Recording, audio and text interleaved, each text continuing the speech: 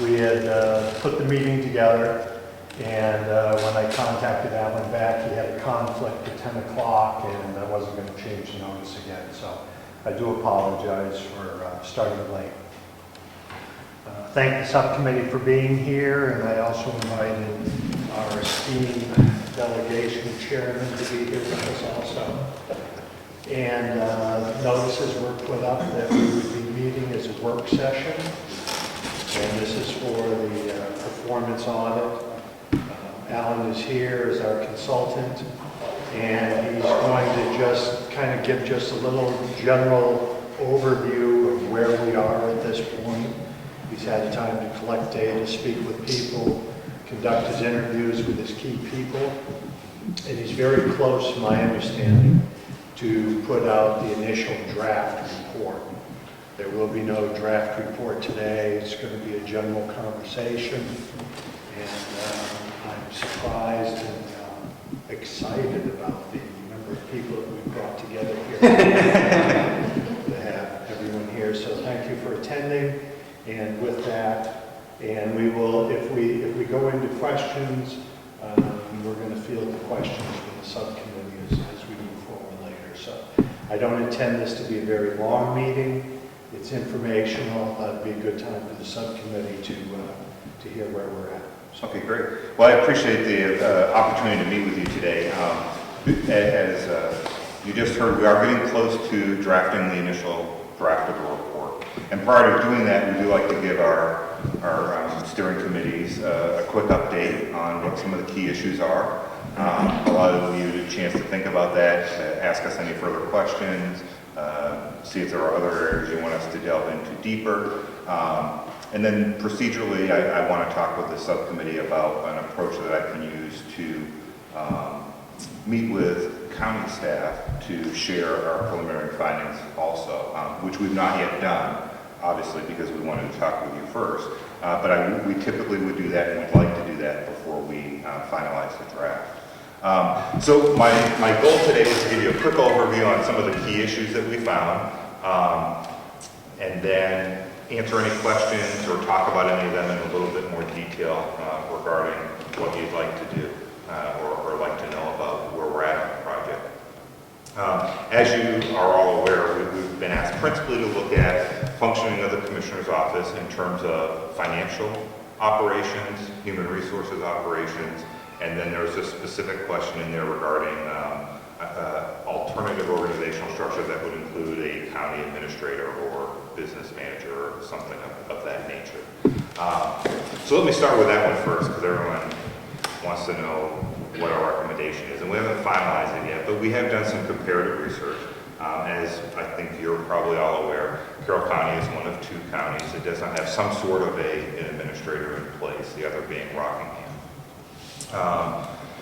In terms of how that works under the staffing approach, we looked at the staffing for HR and finance specifically in all the other counties, and when we share that data with you, you'll see that Carroll County is probably, in comparison to those benchmarks, staffed appropriately in those two areas.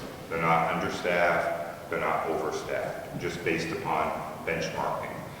We also look at staffing from a different perspective, which is more qualitative rather than quantitative in terms of the services provided. So when we go through some of the improvement opportunities that we're going to identify on the financial and HR side, we may also talk about the need for adjusted staffing, even in the short term, to address some of those issues. But long term, I think you're probably appropriately staffed as it currently exists. You may need some different allocation of duties. In terms of the benefits and negatives of the county administrator, I won't spend a lot of time on that today. I think it's somewhat self-evident, but it does provide an opportunity for the county to have a more 24/7 approach to administration, much more hands-on than I believe commissioners are able to provide. It does change the role of your commissioners, however, and that's not an insignificant policy decision that would need to be made, because they move from policy and executives to principally a policy board. I don't want to sugarcoat it, there's a cost associated with that. And I know you talked at the last delegation meeting, you got some information that was provided about costs of county administrators. And And you would be looking at somewhere around $100,000 expenditure for that position, unless there were other staff reductions made, which at this point I don't believe we will recommend. We are still looking at it, but I don't think we're going to recommend reductions in other staff to offset that cost. So the only other offset would be if there were operational efficiencies, reduced costs from a different procurement approach and those type of things that would be partial to that. But the net result is it would have a cost impact on it. So that's just from a real broad perspective, the county administrator manager type of issue. I want to spend most of my time talking about the finance and HR departments, which is the principal area that we're asked to look at. And I'll speak as freely or as frankly as I can, and you can ask questions if I'm not being clear enough.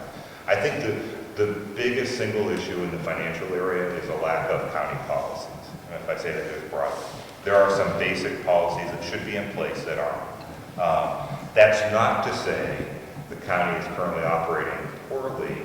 It's just there is no policy in place to guide directions. And so it leads to a level sometimes of inconsistency in how things are handled because there isn't a policy to go back with.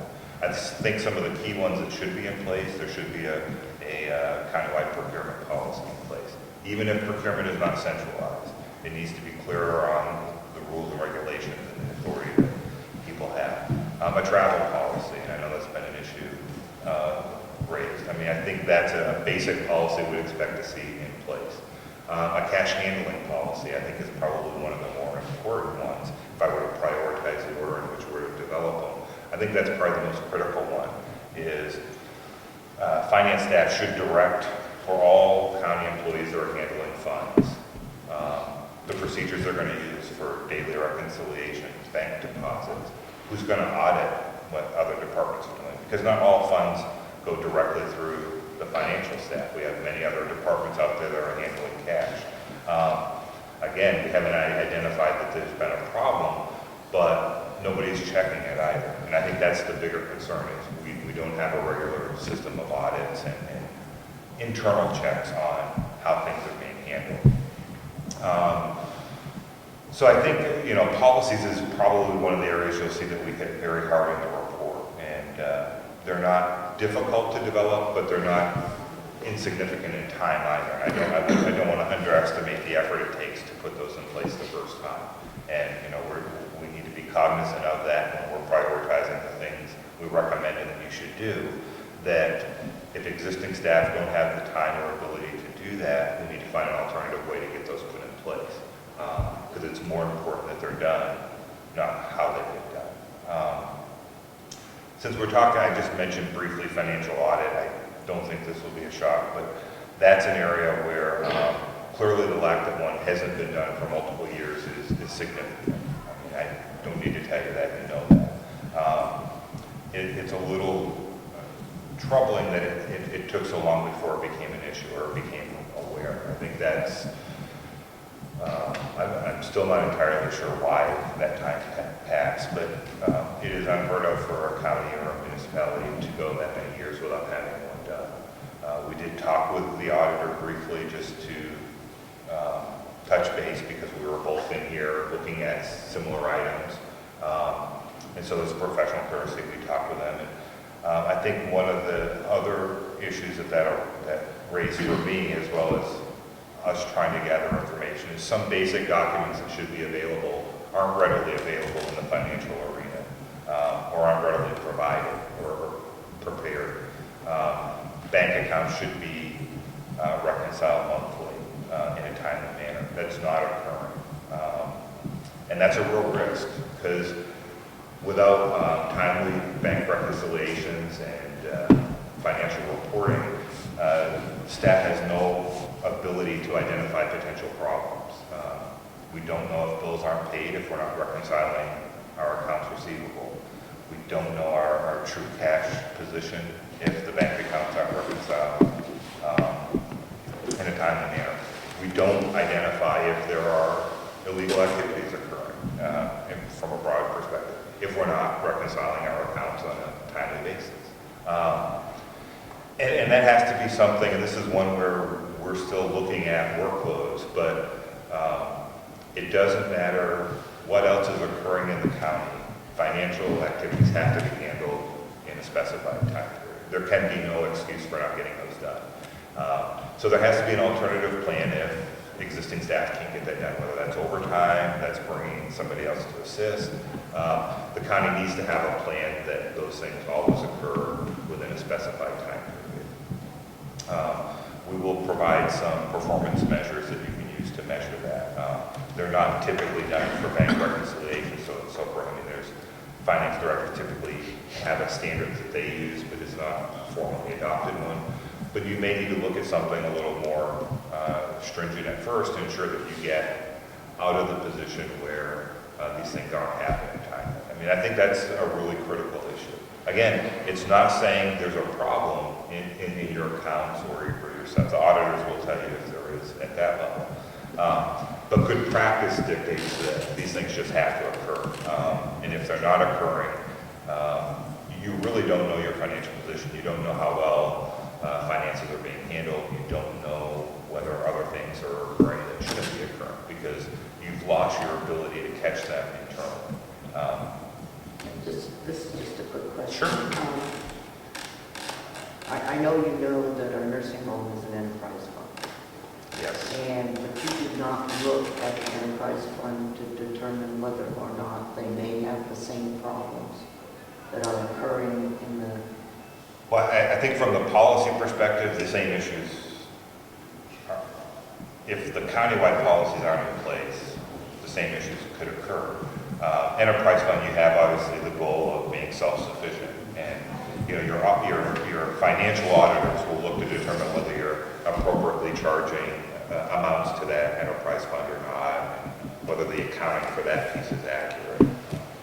We were looking at it from more of a policy perspective, but many of the same approaches would be applicable to any of your departments. And I should say, when we talk about some of these policies, you do have departments that are run by elected officials, and that sometimes creates a more problematic issue in getting a consistent countywide policy. I'm not saying it will be here, but to the extent possible, you need to have a consistent policy across all the areas. And what we're talking about in terms of cash handling and basic financial policies, I don't anticipate you'll see an issue. You typically don't. It's when you get into some of the personnel issues and maybe some of the procurement issues where there's discretion that you're trying to limit is where sometimes elected officials want to do things slightly differently as long as they're still in compliance with law. But it isn't, I just want to raise it, that is important as you move forward wherever possible to get them on board with the general policies, because otherwise you continue to have some risk out there. In terms of, I mentioned in terms of the finance staff, you're probably appropriately staffed if everything was up to date. Now, we understand there is a backlog, there are things that need to be addressed, there are policies that will have to be written. So we're still looking at whether there may be a need for some short-term assistance in the area, but I think longer term, you're okay there. The one issue with staff is, and I know they're already working on this, is ensuring that there's better backup among the people who are handling financial duties so that one person is off, things don't sit. Historically, there hasn't been as good a cross-training as could be put in place. They've already identified it, they're working on it. We strongly support them in that effort. It takes time again to do that, and when you're overloaded and busy, it's hard to get to that. But it really is important because of the small size of the staff that all your key financial functions can still occur no matter who's at work. From a more strategic perspective, we do have some recommendations we're developing about strengthening and taking a more multi-year approach to some of your financial forecasting and outlooks. There's some key areas such as capital funding, where that's absolutely critical if the delegation and the commission is going to effectively meet the organization's needs in terms of capital funding. You can't look at it on just an annual basis. You really need to be planning that out on a much more strategic level. And typically you're looking out on a 5-year plan. What do we need for equipment? What do we need for basic preventive maintenance? All of that needs to be planned so that you can make the true policy decisions when you're dealing with a budget. And then the commissioners know clearly what's been funded this year for capital items that we can move forward with, what hasn't, what do we need to make decisions for in the future. It also allows you to identify opportunities for more cost-effective procurement. If we're going to be buying multiple vehicles in multiple departments, rather than having them do it individually, you can do it more coordinated and typically get better pricing. And even on smaller items. But even though, for example, this facility is relatively new, you need to start planning for the preventive maintenance now and understand what those obligations are going to be. Or you find yourself at the point where you've neglected it and then the cost is huge. And that's not easy to handle on a year-to-year basis with those spikes in capital items. Capital program staff and financial policies. In terms of the technology that you have governing your financial practices, your financial system is good, it's adequate. The real problem there is it's not fully integrated with all of your financial activities under one system. For example, billings for water is done sort of on a manual basis. It's Excel spreadsheet, and there's no integration with your key financial system, which limits the ability to identify problems. It increases the potential for errors to be in the process, but it just also makes a lot more work for staff. They're doing a lot more effort than they need to. There are modules on your existing financial system that could be procured that would allow you to integrate everything. And we haven't talked with the vendor yet to get pricing, but we will look at that. Because I think even though there's some cost there, if you can plan for that over several years, you can get yourself to the point where you're eliminating potential problem areas. And that's really what some of these are. I mean, there's nothing wrong with the way you're doing it. It's just a lot more staff work. It increases the potential for problems to occur. And the same, there's other modules in the system also, but the billing one is one that came to mind immediately. I guess let me stop there for a second and ask if anyone has any questions. Yes? Just would you be able to look into seeing if we can get a module that would allow us as a delegation to have the budget in spreadsheet format? Spreadsheet meaning line item or just spreadsheet? Something so that we can manipulate the figures and see when we change a figure in one area, what it's impacted. A budget module. Right. Yeah. If I could just jump in and say maybe not manipulate the figure, but take different looks at the figure. Right. You want to do the what if scenario? Just for the record. Yeah. If we reduce this item by X amount, what's the total impact? Or if we add X amount to this department, absolutely we can look at that. Whether it's a budget module or an ability to export to Excel, we'll explore what the option is for that for you. Are you happy with the software in general itself? There's nothing wrong with the software. I mean, all software has limitations, but I think it's the bigger problems are typically how things are implemented, how well staff are trained, and whether we have all the modules that we should have. Because every time you're trying to do things in different systems, the ability to reconcile them is much more difficult. So I don't think you have to change your entire financial system. I think you have capacity there to improve upon what's in place. One of the things I think we like to look at is the same numbers two different ways. For instance, the budget's done basically by department. Well, we might want to look to see what do we want to look to see? Like workers' comp across Workers' comp across everything, and be able to reorganize and stuff. And it doesn't seem like you can do that. And I'll look at that, and it may be a reporting issue that we need reports set up, or I believe all that stuff is available through ad hoc reports. right. And That it's are so just not, easy to do. well, I don't know if they're not easy to do, but They're not available. they're not available. So if it's an issue of we need to get somebody more fully trained in how to do the ad hoc reports, we can look at that and recommend what the cost would be to do that. That's often a problem with most financial systems. The data is in there. It's, do we have the ability to get it out in the format we need? And as you know, what's most important is having it in the format you need in order to make policies. I think that's really an important issue. Yes?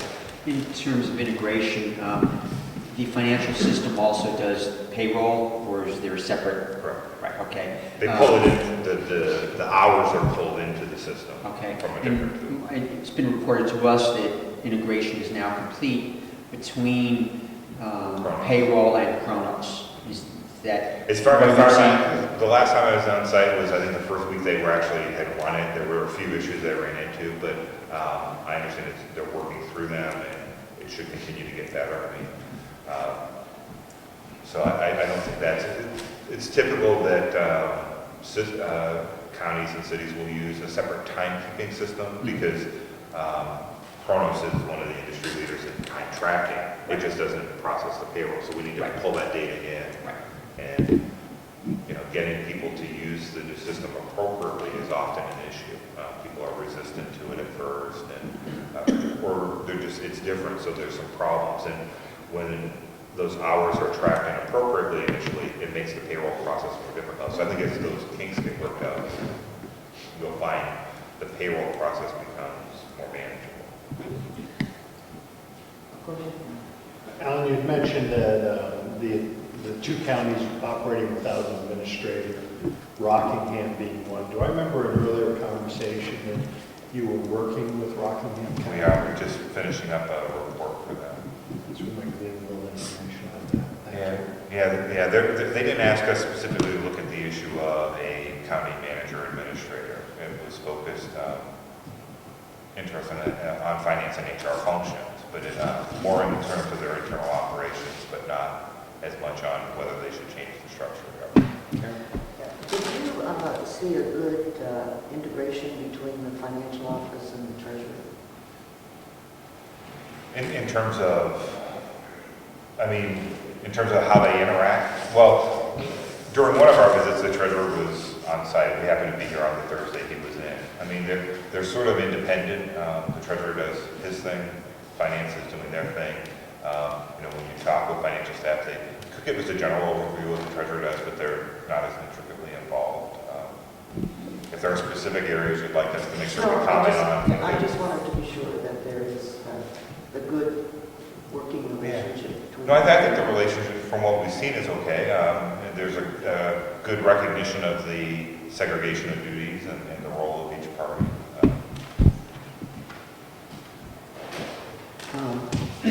At this point, in terms of interviews, you've completed all the interviews. You've talked to, I imagine, the commissioners, people in finance and HR. Have you talked with other departments as well? We did talk with each of the department directors. I think we had originally proposed doing a survey. We actually talked with them. It was much more beneficial.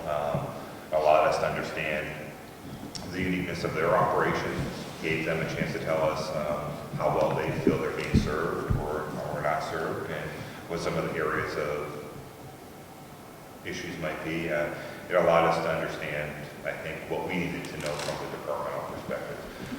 Because some of these policies that may be put in place will impact how the county functions if you were to put them in place, and changes the interaction with how department directors work, how independently they work, I guess I should say, on a day-to-day basis.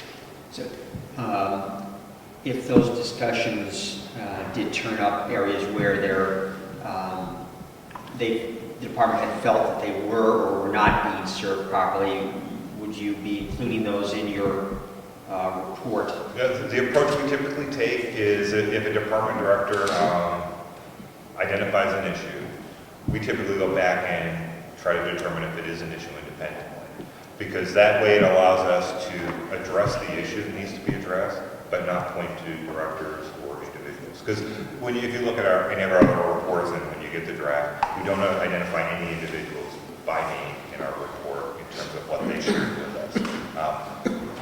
What's important is that the issue gets addressed. So somebody said, I'm going to make something up, okay? We say, I'm going to make something up. If the director tells me, hey, nobody ever, we don't reconcile our cash once a month, and you know, we might make a deposit every 2 months because nobody ever looks at it. We'll go back to try to determine if that was accurate or not. Because I can't just take what somebody reports to me, because I don't know all the backstories. I don't know if there are personality issues.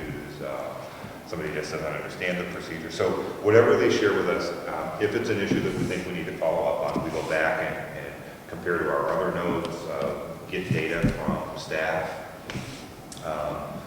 to look at that. If somebody said, I'm not being paid appropriately on overtime, it doesn't matter who would share that with us. What's important is we go back, pull hours, and look to see if they were paid. So we try to do it on an issues basis rather than an individual basis. Anything else from the committee at this time? I do want to share on HR. I just wanted to take a Please. stop to make it a little easier. Yeah. HR, similar to finance, I think you're appropriately staffed for kind of your size, but you're full-time HR staff person. There are some basic policies and procedures, again, that should be updated. A more comprehensive personnel manual would be beneficial, as well as some internal practices. I think a more coordinated training effort across the county with HR leading that would be beneficial in terms of, even if they're not providing all of it, you know, ensuring that all supervisors attend mandatory training. You know, some key things that they should attend every 2 to 3 years: sexual harassment, workplace violence, discrimination in the workplace. Key things that even if you've been a supervisor for 20 years, you need to be reminded of what the law is or isn't and how you handle those situations. Especially in an organization like Carroll County where the directors are very independent, reporting to the commissioners, we need to make sure that they have that training. HR can also support training for employees, you know, some basic customer service, those type of things, and assist departments in ensuring that technical skills in training, which is really a department's job to do, but they can help them ensure that they're getting to the types of training that they need to keep their staff up. You know, some sort of internal stuff to HR in terms of ensuring that job descriptions are reviewed on a regular basis is very important, and you know, nobody likes doing that. Nobody likes keeping them up to date, but they are the basic document that sort of governs the employment arrangement, and they need to be reviewed every 3 to 4 years to ensure that they're still accurate. Because from the job description flows what's the appropriate worth of this job and what sort of a compensation practice should we have in place. You know, so we have, you know, we've got some recommendations in there. One area that may impact some of the areas we mentioned that are controlled by elected officials are, I think it's important that HR maintain essential personnel file for all county employees. And it's my understanding that they do not have all the official documents for all employees. We'll leave it at that for right now. And it's really important that they do. If you have an issue facing the county, if you're sued for employment discrimination, you're having employee action, it doesn't matter what the issue might be. You need to be able to go to one location and get the official personnel file to defend the county. You can't be going to 3 places, you know, a supervisor's file, the department director's file, and what's in HR, and trying to put it all together to figure out what's occurring. It's just not a good way to, one, defend yourself, but it's not a good practice. We need to have all those files in one location. Doesn't mean departments can't keep their own copies or their own secondary files, but we really need to have, if possible, HR responsible for that official file. And that does impact elected officials who you may have to figure out how to make that work, but I think that's one area I think that's really important. We did notice in HR there's been a lot of changes over the last year, you know, with the attempt to put some new practices in place to address some of the issues that had been identified, and you know, we support their efforts to do that. Recognizing with 2 people you can only do so much at the same time you're doing recruitment and hiring and handling employee benefits issues and discipline and employee investigations. So I think for that area as well as finance, planning out how we're going to make these improvements over the next couple of years would be probably the most important thing, so that it's manageable and achievable, but keeps a deadline in there for making the improvements, because I know I work better, most people do. If you have deadlines for when things are due, you typically work to that deadline. If you just say, we'd really like you to get this done, it's going to continue to fall down that list of to-dos because there are always issues that come up. There are crises that come into play. And especially for policy-related issues, those can't afford to fall down that to-do list. They need to be the top priority. So I just wanted to share at least a few things on HR also. Do all positions have a job description? I'm not quite at the point where I can do a definitive yes. I believe all of them do. I don't believe there's agreement between all employees and HR on whether it's accurate. And there doesn't necessarily need to be an agreement, but there does need to be an adopted policy, a job description. Anytime job descriptions are updated, and many were recently, and they change, there's always potential areas for disagreement between the employee and what the new job description is. I think the county needs to just clearly adopt that job description through whatever process you need to go through. And that becomes official. It doesn't matter whether there's agreement at that point because you have the ability to change somebody's job within parameters. But I think the way it was done, there is some disagreement. Not all employees sort of recognize what their job title or job description is. And that is problematic because that job description is what we should be going back to say, are they meeting their job? We're doing annual evaluations. We should be comparing it to what their assigned duties are. So there's a little room for improvement there, but there has been some significant improvement made in getting job descriptions developed, and I think that should be noted. Hand in hand with job descriptions, evaluations. It's an improvement opportunity. Okay. They're not always done timely. They're not always done in a timely manner. And that's not uncommon, unfortunately. They're one of the most important things a supervisor needs to do, and usually the thing a supervisor likes to do the least. So we need to put in place, again, metrics that supervisors should be evaluated on how well they do their supervisory duties, and supervisory duties include performance evaluations. If it's a good one, nobody has a problem doing it. If there's something I'm concerned about or I don't like, typically people don't want to address that directly, and they need to, because if you don't address it, as you all know, it comes back to bite you when you try to take an employment action. Because if I didn't document it in the performance evaluation and I didn't discipline you for it, in essence, it never really happened, even if it's been a major issue. So. We have, in some departments, we have an excessively high turnover rate of employees. Have you been able to identify if we're doing exit interviews or if that's something we should be doing to help at least address as they're going out the door? Exit interviews it is an area we recommended actually an annual report to the commission. Exit interviews should be done or at least offered on every separation. Preferably it's done in person so that you can explore and have a dialogue.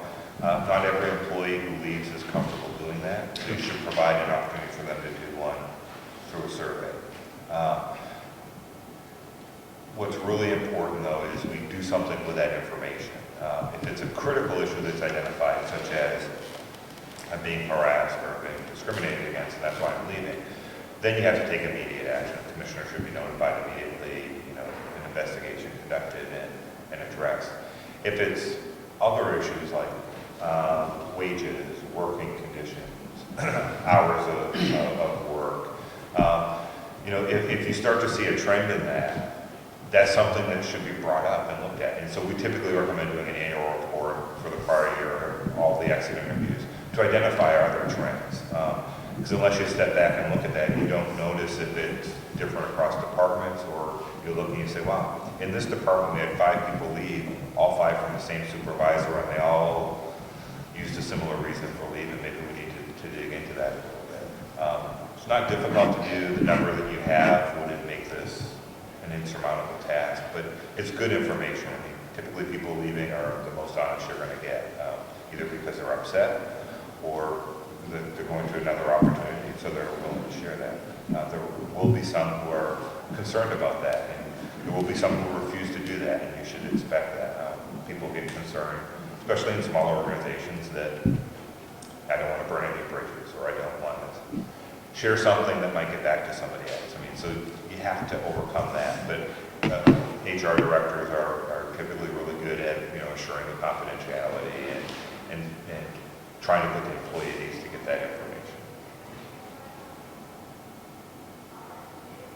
Anything else, Alan, at this point? You got a question back there? I was going to ask you another group. Can I ask a question? Yes. Not over here? I'll take a question, quick question. Well, I'm just wondering, when you do the evaluations, which have been scheduled at best, but we now have a universal one that all departments agree to use. But I want to know who evaluates us as the officials who are in charge of the department. The voters. Yeah. The voters. Well, I mean, if it's a policy for employees, should it be a policy for the rest of us? No. Yeah. You're the one group that typically doesn't get one, other than every election. Elected officials typically don't. Now, that doesn't mean you can't put other approaches in place to get feedback. You can talk with your colleagues, the commissioners, the delegation, to solicit that feedback. But it's not often that we see an elected official have a formal evaluation, even though they may require it of their employees. But if there's building policies, does not everybody have to obey the building policy? Other than evaluations. Typically, I mean, other than I think the point is that Alan's getting to is that if we get to, there's some policy that we need to get up and running. It needs to be done more than likely sooner than later. And that maybe the elected officials will find that it makes more sense, because it will for everyone if everyone uses the same policy. So I think somewhere in the report that's going to come up. Am I understanding correctly? I would take it that you see the opportunity in your final report to include some management metrics that might be of value for us to take a look at implementing. We have some performance indicator measures for both financial and human resources activities, such as time for filling jobs and processing of financial documents. We have those type of metrics developed in there. If there are others that you're interested in, please let me know. And this is a good opportunity, since we are including those. We've tried to tailor those to what we think will fit your organization. We won't be offended, and there would be nothing wrong if you say, that really doesn't quite fit us and we want to change it. For example, time to fill a job.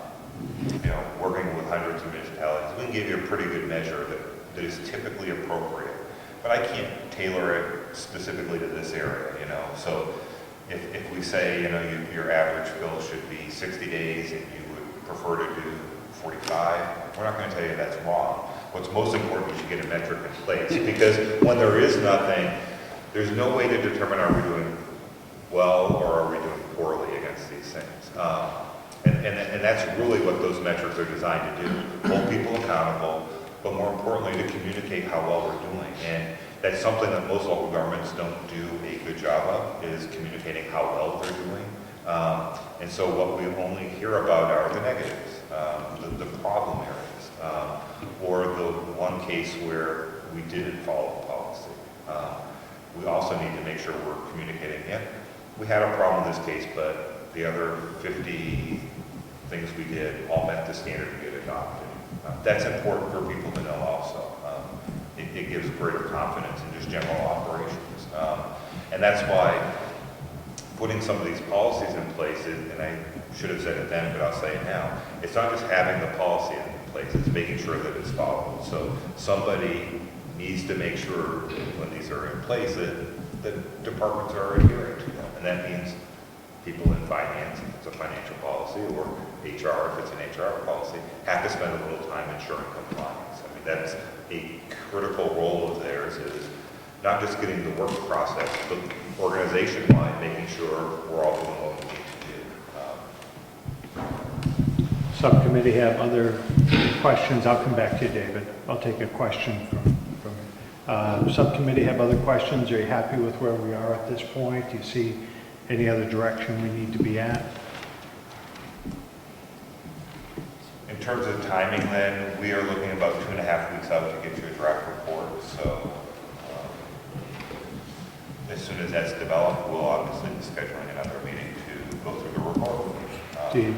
Before I get to David, did you have something else, Tom? Oh, I'm sorry. How are we doing on our budget? Are we in? Are we overrunning? Where You will not overrun. We do not overrun the budget. That's why I like you, Alan. No, we did this on a single price, so it doesn't matter if it takes us an extra week, 2 weeks of work, you know, that's Thank okay. you. I'm really appreciative of the different view, and one of the reasons we went out of some of the other companies that had done other counties is we were looking for a different product. And I want to tell you from my interaction with them, I'm very pleased with where we are at this point. Clyde? But, Go ahead, sorry. I just, you said you're looking at a draft report in 2.5 weeks, and how long after that before the final? Well, it depends on what comments you have. I mean, it will be a full document, so it's a document we're ready to review. It'll have all our recommendations. It would be a document that I would come present to you. Typically, then some clients want to digest it and maybe send back feedback to say, hey, could you beef this area up? Could you give us a little more detail? Or could you add something in about this topic?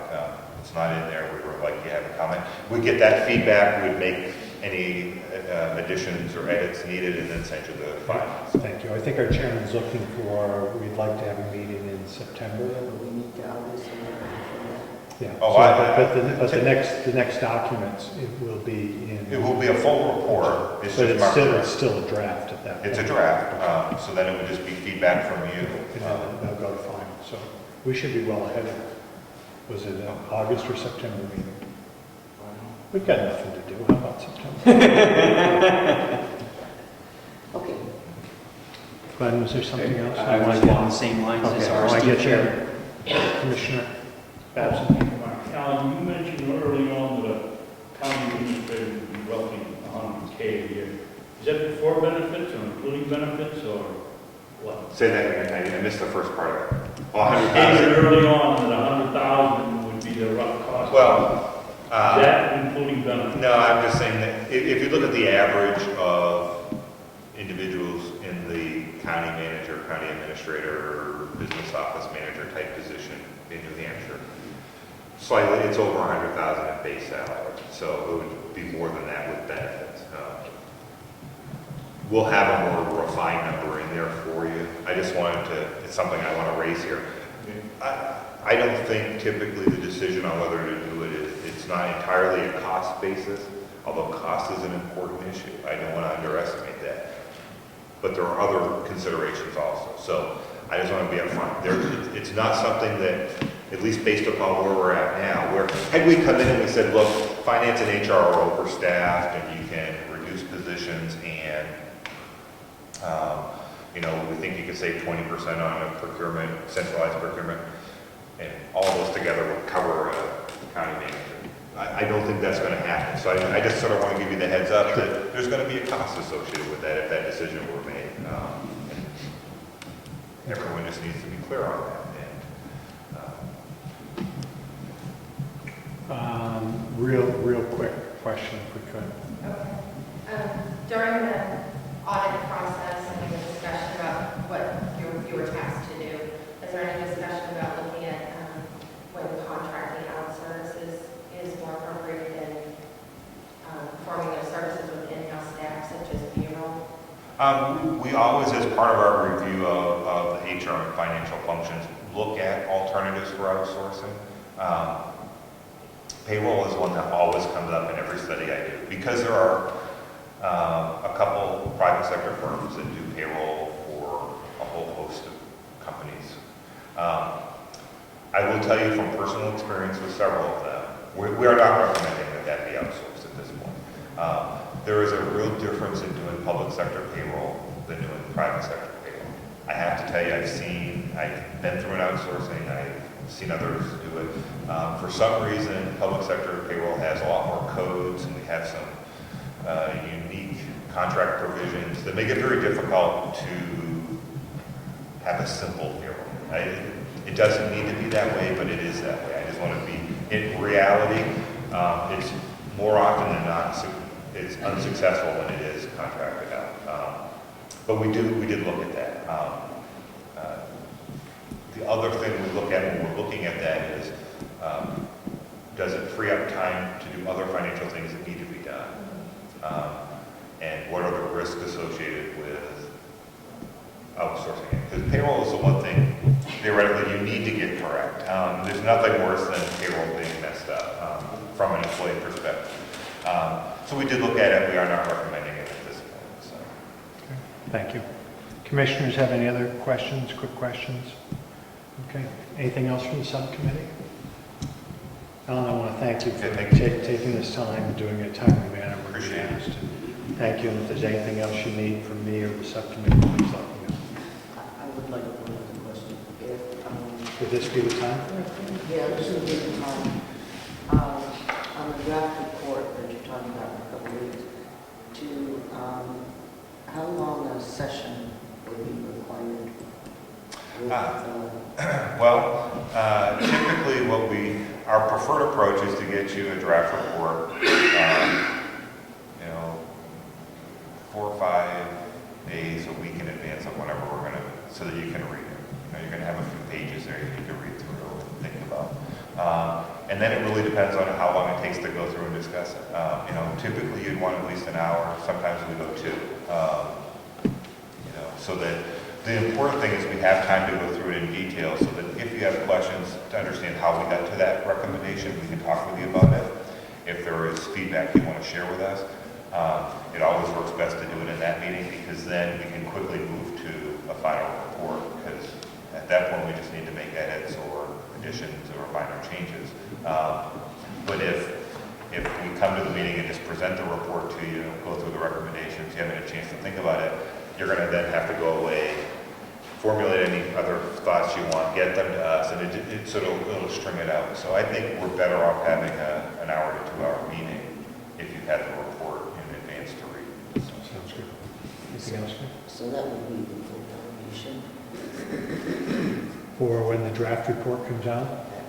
We could do that if that was a recommendation of the subcommittee. How does the subcommittee feel about that? I think we originally spoke about bringing the document into the subcommittee and making a review of it, and then bringing the final draft to the delegation. To the full delegation. Seeing we've been hands-on with it, what's our... No, that's fine. I'm just trying to come to grips with what the process is going to be. So Is everyone still... Stick with that process. Yeah. that's fine. That's fine. I mean, look around this table. I know. You've got it right here. You've got all the rings and the organization.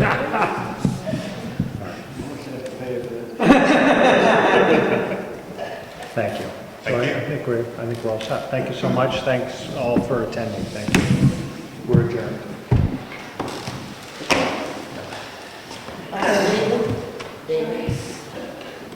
Did you get some